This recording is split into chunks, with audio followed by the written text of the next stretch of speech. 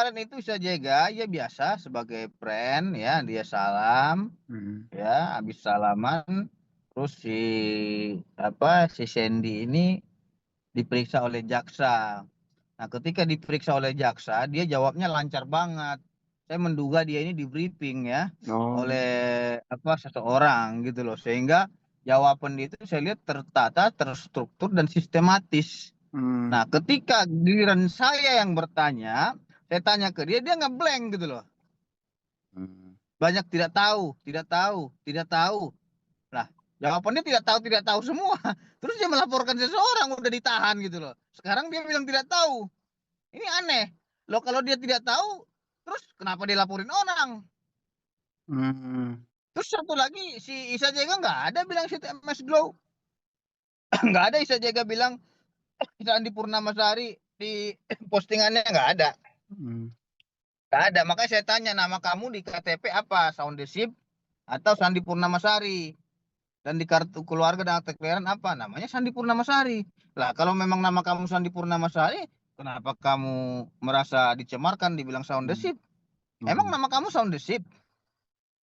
Kan Iya, pertanyaannya gitu. betul betul. Ya kalau dia merasa dia sound the ship, dia harus buktikan dulu akte kelahirannya namanya sound the ship. Ataupun di kartu keluarga namanya sound the ship. Seperti itu. Mhm. Iya, iya. Lalu nih Bang, terkait kesaksian dia kesaksian Sandi di dalam sidang Bang, bahwa dia mengalami traumatis yang begitu dahsyat hingga pendarahan itu seperti apa Alah, menanggapinya Bang? itu menurut saya dia ini coba bangun opini, mengambil simpatik masyarakat Mhm. dengan membuat narasi traumatis segala macam, gitu loh. Oh, Nggak ada yang traumatis di situ. Apa urusannya orang dia yang melaporkan polisi, dia yang menahan orang, terus dia yang trauma. Justru yang trauma itu seharusnya adalah Isa Jega. Isa Jega tidak salah iya apa-apa, iya. tidak ada menyebut nama orang, tidak ada dia menyebut nama brand seseorang, nah, terus dituduh dia pencemaran nama baik. Jadi janganlah kita selalu berakting ya, beralibi ataupun membangun opini narasi-narasi trauma-trauma gitu loh. Yang katanya saya dibilang hamil ini nggak ada Isa Jega di situ bilang hamil. Ada nggak dengan jelas disebut hamil gitu? Nggak ada. Udah dibuktikan kemarin gitu loh. Jadi itu menurut saya itu hanya opini, narasi, perasaan-perasaan sehingga mengambil simpatik. Karena opini dia ini hampir terpengaruh hakim ya. Hakimnya nanya ini bagaimana? Makanya saya mohon izin yang mulia saya bilang gitu. Ini kita saya kira tidak mengadili perasaan. Kita berbicara berkas perkara dan data. Apa yang ada di data ini inilah yang kita uji dan periksa. Nah, sehingga hakimnya oke, ini saya tanya lagi kembali ke data dan fakta. Kembali ke data dan fakta bukan perasaan-perasaan. Kalau kita Oh, iya. mengadili perasaan-perasaan mah susah repot kita. Nanti perasaan Mhm. kita kurang kurang suka dengan orang lain terus kita pidanain. Wah, ini Oh, bahaya sekali nih negara demokrasi seperti ini. Makanya mhm. jangan digunakan undang-undang ITE ini sebagai pasal karet. Ini Oh, bahaya membelenggu hak demokrasi seseorang. Nanti ada yang kritik ataupun ada yang opini, oh dipidanain, dibilang pencemaran nama baik, kan bahaya itu. oh iya, Gitu. tanggapan Abang, maksudnya opini Abang terhadap pasal UU ITE yang Ya, dilaporkan itu, atau ya opini Abang terhadap pasal UU ITE secara general itu seperti apa sih Bang? Apakah harus ini diubah? adalah perkara dugaan kriminalisasi terhadap Isa Jega ya. Hmm. Karena menurut saya itu yang pertama dia itu kan dilaporkan pencemaran nama baik ya. Di dalam laporan polisinya juga sudah kita konfrontir langsung dengan pelapor ini Sandi Purnamasari. Saya suruh dia baca LP dia itu. Coba kau baca LP-mu itu ada nggak di sini pemerasan? Tidak ada katanya. Terus kau melaporkan pencemaran nama baik. Iya, saya hanya melaporkan pencemaran nama baik. Nah, sekarang dia dituduh pemerasan. Sedangkan dia tidak ada melaporkan pencemaran nama baik. Yang mencemarkan nama baik Isa sebenarnya siapa? Yang menuduh kan, Mhm. gitu loh. Kok dituduh dia pemerasan? Mhm. Dan saya tanya juga, ada nggak Isa Jega minta uang kepada kamu? Nggak ada, kata dia gitu. Ada nggak kau transfer duit berapa miliar, 4 miliar atau segala macam, nggak usah 4 miliar ratusan juta kepada Isa Jega. Sehingga kau merasa diperas. Nggak ada. Oh. Nah, terus kenapa dia bilang pemerasan? Nggak ada yang dirugikan. Kata dia, saya hanya diajak Isa yang jumpa. mau ketemuan katanya. Ya kalau kau cuma mau ketemuan itu bukan pemerasan, Bos. Siapa tahu ketemuan silaturahmi. Siapa tahu ketemuan apa kangen-kangenan. Kan kita nggak tahu itu. Masa Hmm. kita konotasikan orang kapan bisa kita ketemu Neng gitu loh. Mm-mm. Itu pemerasan. Itu pemerasan, Bos.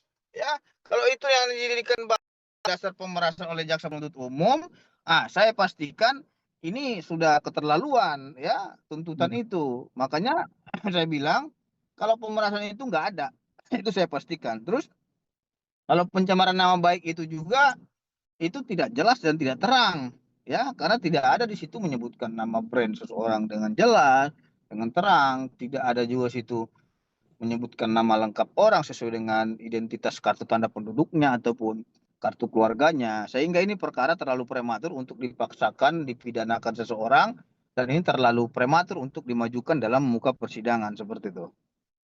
Oh, iya, iya. Terus dalam persidangan juga Sandi juga menolak tuduhan memberikan uang 2 miliar kepada Nikita Mirzani. Iya, dia aja menolak kan berarti kan nggak benar dong ada menerima uang dan lain-lain. Dia aja menerangkan tidak pernah memberikan uang kepada siapapun. Terus pemerasannya mana? Dan Oh, cerita iya. kalau bilang dia, oh iya dia minta uang ke saya 2 miliar sehingga agar dia tutup mulut segala macam nggak ada. Yang ada Isa Jega merasa dia ingin disuap gitu. Dia nggak mau. Iya. Karena Itu kalau perasaan Isa gitu loh. pemerasan itu harus ada suatu transaksi ya Bang ya, berarti ya Bang ya? Ya jelas dong. Iya. Kalau memang apa yang saya peras uangmu, saya peras hartamu, Mhm, asetmu. Kalau nggak ada yang diperas, terus yang diperas apa? mhm. Masa kita peras angin, makan angin dong namanya. Bukan Iya, pemerasan lagi namanya gitu. iya, iya. Ya. Oke, siap Bang. Terakhir Bang mungkin agenda berikutnya apa Bang? Agenda berikutnya itu adalah pada tanggal 8 April pemeriksaan terhadap Nikita Mirzani, pemeriksaan terhadap Dr. Oki, dan pemeriksaan terhadap dokter detektif.